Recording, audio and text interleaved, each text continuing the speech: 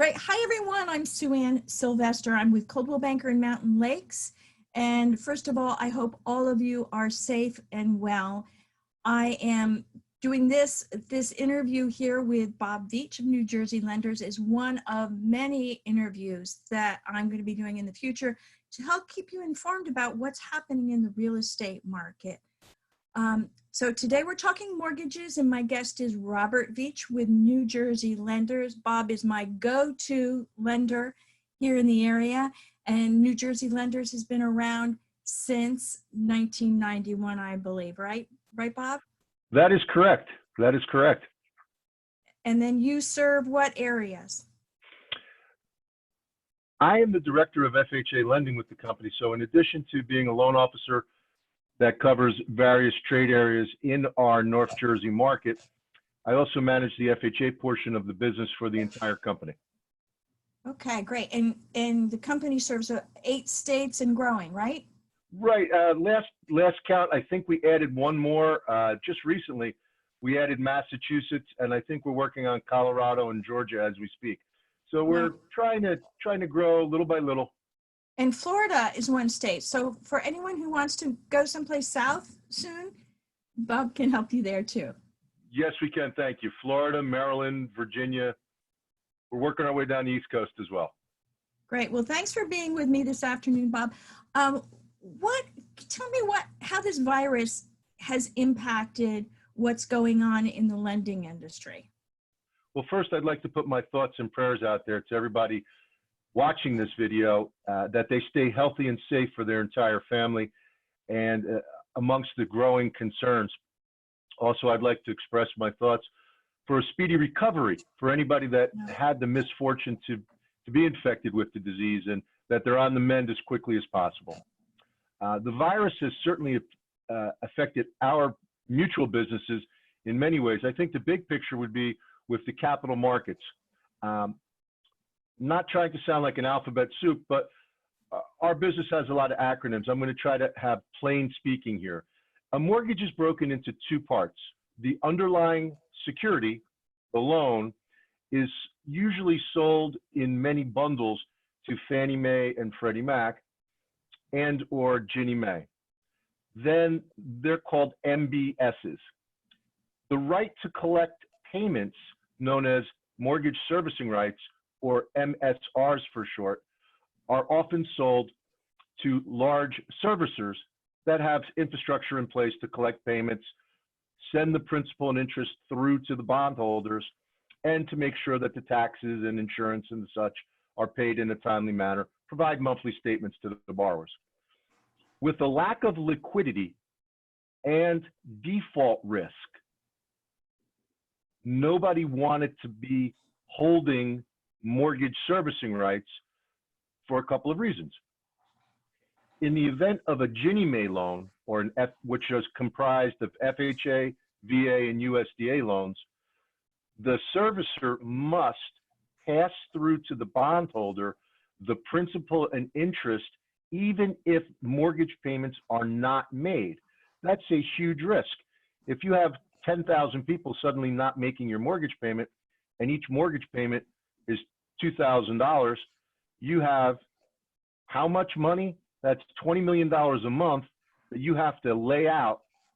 You will eventually get back later once the houses, the borrowers get back on track, or the houses are foreclosed. But that's a huge risk that people didn't want to take. So that dried up. Anything that's not a Fannie Mae loan, a Freddie Mac loan, an FHA or VA loan, nobody wanted to buy the actual underlying bonds. For instance, non-quality mortgages are gone. Non-QM loans are gone. Those are like the bank statement only programs and so on. And even recently, there's been a lot of changes to the jumbo market, which I know Mountain Lakes, Boonton Township, Denville, and the markets that you serve have a lot of jumbo type product. Jumbo being defined as loans in excess of Fannie Mae's loan limits, which is $765,000 and change. Okay. So the market for those bonds has gone away. However, NJ Lenders does have outlets to sell jumbo loans to that are not necessarily tied to mortgage-backed bonds. We have various banking relationships where we can still provide lending in that space. Okay. Okay. Let's see. So you touch a little bit about how New Jersey's lenders is responding. You've got some connections that can help you with some of those loans. What other things are you doing differently to help your clients? Well, what we're doing is we were very, very fortunate. We have about 250 employees in the company, many of which have had remote setups before, but we were able to take about 125 administrative back office operations people and have them all set up and working from home in a fairly short order. So we had continuity of business during the crisis, even though our industry is deemed essential. So Right. we can go back and forth to an office, but the management and ownership at our company made it such that nobody's really welcome in the offices for health and safety reasons. And, and I totally agree with that decision to put everybody, working from their homes in their own environment. Right. What we've done, Okay. I'm sorry, go ahead. We were also talking about changes in FICO scores. That was something else that I think people might be interested in.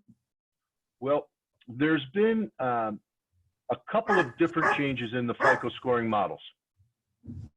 First of all, let's talk about Fannie Mae and Freddie Mac, which is your plain vanilla 30-year fixed rate loans that everybody loves so dearly. Mm-hmm. There has been no policy change by either agency with respect to what the credit score needs to be. Typically, they have set minimums in the past of 620 on a credit score. That is still available. It just gets a little more costly because Fannie Mae and Freddie Mac go off of what's called a risk-based pricing matrix. The lower your credit score, the less down payment, the higher your interest rate you're going to pay. Right. People that buy the underlying bonds from Fannie Mae have set what's called overlays on top of Fannie Mae, Freddie Mac, FHA, or VA policies. And I'll take a minute to talk about FHA and VA. Those FICO scores, first of all, FHA has a floor of 500. Nobody was really making any loans under 600. The servicers that collect the payments have put overlays on what they will work within, and they're as high as 660 at the present time. Okay. We're also noticing some debt to income contractions when you get in that 660 to 680 credit score space. Prior to the virus, we could do credit debt to income ratios as high as 56%. If your credit score is between 660 and 680, that's collapsed to about 50%. So they're looking to write higher quality loans to offset the default risk, which is occurring in the marketplace when so many unfortunate Americans, millions of people show up for unemployment benefits in a short order. Okay. What do you see happening when we return to normalcy, whatever that new normal is going to be? I don't know what new normal is going to be, but I mean, in the meantime, let's talk about what we're doing. We have appraisals, we have ways, we have drive-by and desktop appraisals to limit and mitigate human interaction and human contact. We have what's called a RON. Now, I'm not talking about what a RON is, but it's a remote online notary. Currently, it's accepted, and on a national level, 26 states, either by legislative statute or executive order, have allowed online notaries. There's only about 3 or 4 pieces of paper in the closing package that actually need to be witnessed to validate them, the note, the mortgage, and things like that. The rest of the package, although they're important disclosures, not necessarily rely on the authenticity of a notary. Okay. So there's a statute on our Governor Murphy's desk for signature. It has not been signed yet. And hopefully, if it does get signed, they'll waive the 90-day break-in period because it won't be effective for 90 days after he signs it. That's how the bill's currently written. That'll allow title companies to do what we're doing now. Maybe I'll hold up my driver's license, smile, you'll witness me taking the signature, or I'll witness you taking the signature, and we can certify that we did that, or whatever procedure that the lawyers put in place to make sure the documents are adequately witnessed. Additionally, FHA issued policy guidance on what's called eviction and foreclosure forbearance. Right. In other words, a landlord cannot kick out a tenant for not paying rent for the next 90 days. Well, those are all great things that are happening. I actually had a closing today, and the agents are not attending. They're keeping the groups down to as small as humanly possible. They're doing things like leaving the documents outside somebody's door and watching them sign from the car. Correct. One of the title companies we've done business with had put a tent in their parking lot and have buyer come in one direction, seller come in the other direction to get the documents signed. They're being creative in that respect. I'm really impressed how creative and how hard people are working to keep the whole industry going, because it's 17% of the GDP, and it's really important to our country and to people. Everyone needs a home, whether or not, you may need to be moving right now. You may be thinking about moving. Home is more important than ever. And everyone's pulling together to make sure that things still keep moving forward as best as possible. We're fortunate in the areas that we live and work in, Sue Ann, is that we have great economic diversity. We're not a one industry town such as, Orlando or Las Vegas, for instance, where the town shuts down and nobody's working. Certainly there's a percentage of people in our communities that are adversely affected, but I have quite a few loans in my pipeline, and I think only one or two of my clients have lost employment. We're very fortunate in that respect. And you're still doing a lot of refinancing, right? So tell me about how rates are doing right now, how rates have fared, and what can people expect if they wanted to come in and buy a house now or refinance? Well, for loans under $726,000, $765,000, the 30-year fixed is still the loan of choice. If you're under $510,000 in your loan amount, you can expect, mid threes, which is fantastic rates by any stretch of the imagination. Is it the lowest possible rate that maybe 30 days ago? Absolutely not. But in the 30 some odd years that I've been doing this, it's definitely at the bottom of the rate spectrum. If you're above 510,000, that's called a high balance conforming loan, and that's usually about 1/4 to 3/8 of a rate premium. So okay, if you're borrowing 600, 700,000, you're going to be at 3.625, 3.75. Still fantastic by historical standards.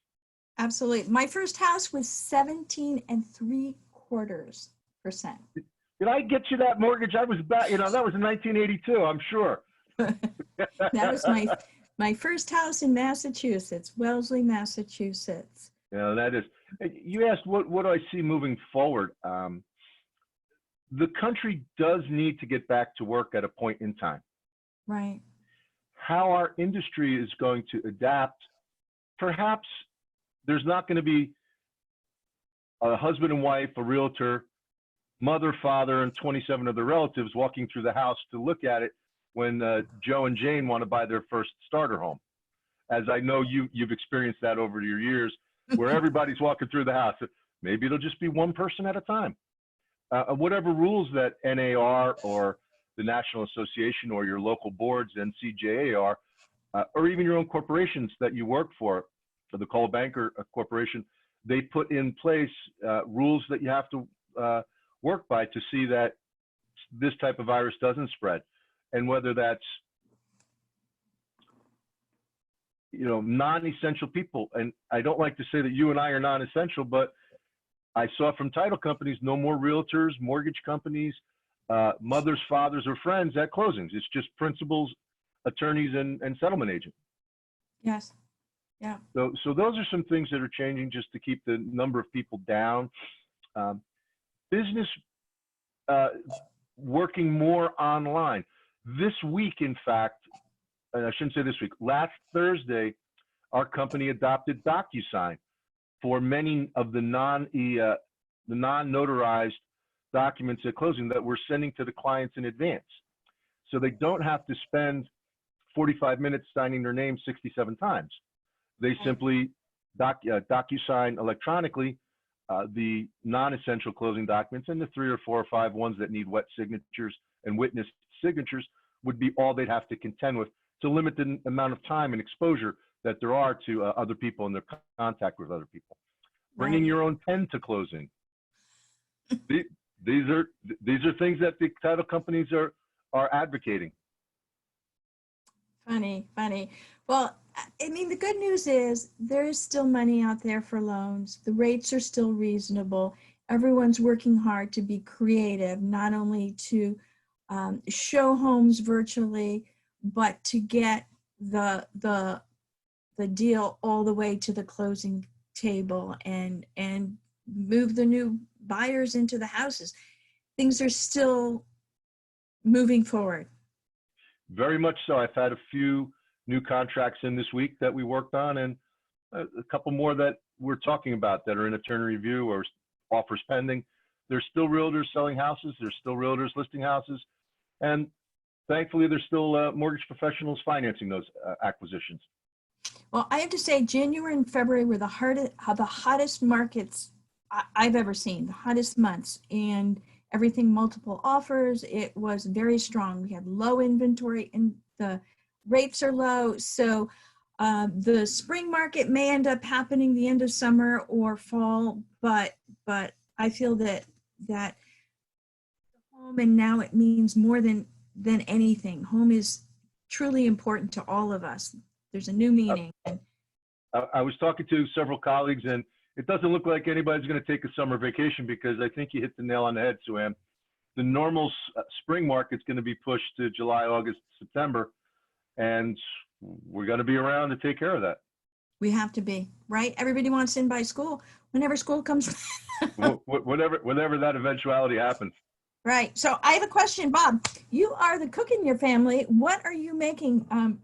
I love Bob. He's a volunteer. He's a coach, as well as being my top lender. And he loves to cook, and he shares his recipes at the football games, which he announces at the Greyhawks game. So what's for dinner tonight? What are you cooking? Well, I don't know exactly what's left in the kitchen for me to cook tonight, but I'll tell you 2 quick things I did over the weekend. Okay. Saturday night, as you know, my 14-year-old Samson, he began to like shrimp and scallops. Okay. So I made shrimp and scallop fried diablo over angel hair for him. Very, very simple dish. Little crushed tomatoes, a little paste, onions and garlic, salt and pepper, lots of crushed red, a couple secret shots in there of seasoning. That's a simple sauce. Saute up the shrimp and the scallops on the side. Boil up the pasta. Marry that all together in a bowl. Very simple. All right. And what kind of wine do you drink with that? I'm gonna plug Denville Seafood for that one. They did a great with the shrimp and the scallops. A nice local business that we go to. They're the best. And I made something that I woke up Easter morning. My wife looked at me. She said, "Bob, you look a little down." I said, "Well, it's not quite the holiday that we envisioned." I called my mother. I asked her if she made an Italian specialty dish she only makes once a year called pizza gain, which is basically a meat and cheese pie. Okay. She didn't. My wife took me to Whole Foods that just opened up, Her and I went through, I bought everything I needed to make this. I came back, rolled out, made the dough, rolled it all out, chopped up everything, blended all the cheeses and meats together, put it in the oven. A couple hours later, took out 2 pies, cut one in 7 pieces, dropped one off at my mother's house, one at my godmother's house, one at my best friend's who just had open heart surgery's house, and one at each of my 4 adult kids' houses. And we came home and had the rest. And that was what I did on Easter. That's a great story. So our next interview will just be on cooking. Absolutely. You got to invite Beverly though. She does a good amount of the cooking here as well, and she's got some recipes that'll knock you out. Great. Well, anything else you can think of that people may want to know about what's happening in the industry? It's just that let's separate fact from fiction. Right. If you are having difficulty making your payments, call your current lender if you have a loan already. If you're not currently working, if you're a dentist, you're not essential, we're not going to be able to make you a loan. Please don't call us up and say, hey, I'm going to go back to work in 3 or 4 months. Can I lock a rate in today? That's just not practical. If you are working, we're still welcoming you with open arms. Documentation-wise, nothing's really changed. We're looking at all income documentation, asset documentation. We are re-verifying employment day of closing with phone calls, emails to direct supervisors and most recent pay stubs. That's a slight change to what we used to do. Other than that, we don't need to call our realtor friends to let the appraisers in the house anymore. So we just get the appraisals now. And the title, I was on a call yesterday with a title company. Many of the counties that we do business in are automated, so they can keep providing the searches at the upper court level, the lower court level, and the flood and the Patriot search and all the other things are all automated. So it's still doing, they're still doing their job and providing title policy, so we haven't run into any snags there. No, it's great. Everyone's working hard to keep things moving along. So thank you so much for joining me on this. What day is it anyway? I think this is Tuesday the 14th. Great. Well, thank you, Bob, and my best to your family and the dog. Bentley's right here by my side, as he is every day when I'm home. Okay, it's good to have an office assistant. Stay safe and healthy to your family as well, Sue Ann. Thanks for putting this together. Okay, great. Take care. Bye-bye.